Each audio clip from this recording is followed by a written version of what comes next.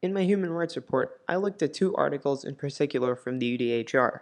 The first article I looked at was Article 2, Freedom from Discrimination, which essentially fights for universal equality irrespective of color, race, or gender. The second article I looked at was Article 19, Freedom of Opinion and Expression, which is really a feature of the UDHR that hopes to give everybody the ability to hold and voice their own opinion freely. Now, I looked at the conditions of these two articles in respect to the two Middle Eastern nations, Iraq and Saudi Arabia. Two countries that both share a unique feature of their political system, which is their heavy Islamic faith. And in this video, I will outline how this faith may dictate and shape some of their perceptions on a lot of the matters concerning human rights. In my report, I explore the story of Walid Abu al-Khair.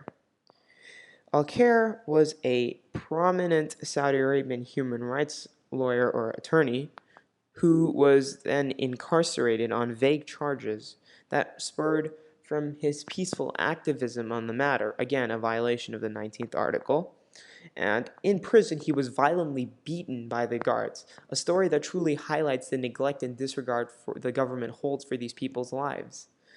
Now, when trying to trace the source of this violation and why the government and the people hold such a negative image of these people, it can be seen as the quest to preserve the Islam tone of the country.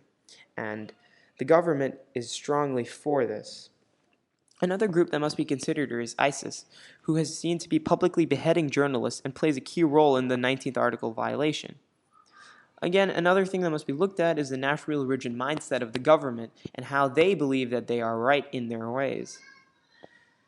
Now, in response to that, Jennifer Clement of PEN International says that Saudi authorities have once again demonstrated their complete disregard for human rights and freedom of speech. PEN International calls on Saudi authorities to immediately seize the intimidation of critical voices and the ongoing severe oppression of freedom of expression in the country. Now, why they hold this perspective is simply seeing it from an objective stance.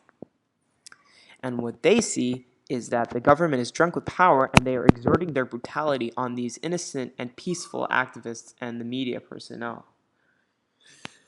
Now, the Human Rights Watch is an organization founded on the principles of healing the wounds inflicted on journalism in a lot of these nations. In one of their stories, they featured the case of an armed gunman who shot and killed two journalists.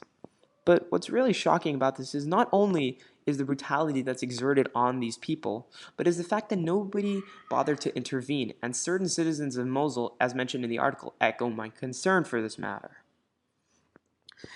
Now, when looking at the second article, a violation that occurs in both countries is the gender inequality and women's rights.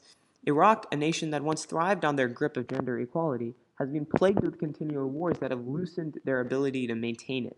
And young women have been seen to go into work and treacherous jobs, even from a very small age.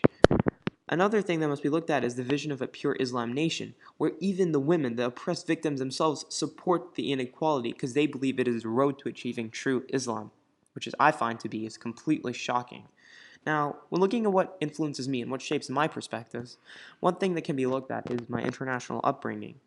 And having spent a great deal of my life going to international schools, I've been immersed into an accepting environment that really strives for universal equality.